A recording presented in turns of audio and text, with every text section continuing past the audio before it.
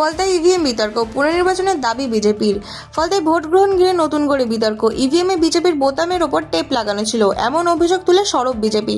অমিত মালব্য দাবি করেছেন এর ফলে ভোটারদের বিজেপিকে ভোট দিতে বাধা দেওয়া হয়েছে। সোশ্যাল মিডিয়ায় তিনি একে ডায়মন্ড হারবার মডেল বলে কটাক্ষ করেন এবং অভিযোগ তোলেন একই কৌশলে আগে জিতেছিলেন অভিষেক বন্দ্যোপাধ্যায়। এই অভিযোগ সামনে আসতে নড়েচড়ে বসেছে নির্বাচন কমিশন।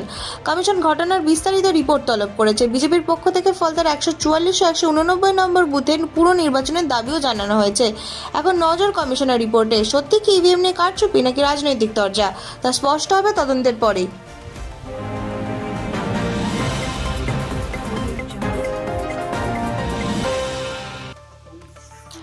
গোবরডাঙ্গায় লুঙ্গি পরে ভোটে বাধা, বিদর্ভে কেন্দ্রীয় বাহিনী। উত্তর 24 পরগনার গোবরডাঙ্গায় কেন্দ্রীয় বাহিনীর বিরুদ্ধে উঠল গুরুতর অভিযোগ। কুচুলিয়া প্রাথমিক স্কুলের 189 নম্বর বুথে লুঙ্গি পরে ভোট দিতে গেলে হিন্দু মুসলিম দুই সম্প্রদায়ের কয়েকজন বৃদ্ধ ভোটারকে নাকি বাধা দেওয়া হয়।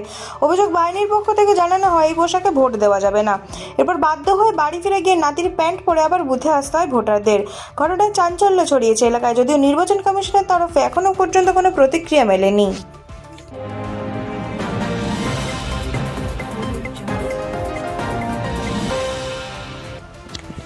নোয়াপাড়ায় সংঘর্ষ, অর্জুন সিংয়ের বিরুদ্ধে অভিযোগ। নোয়াপাড়ায় ভোটের আবহে ফের উত্তেজনা ছড়ালো।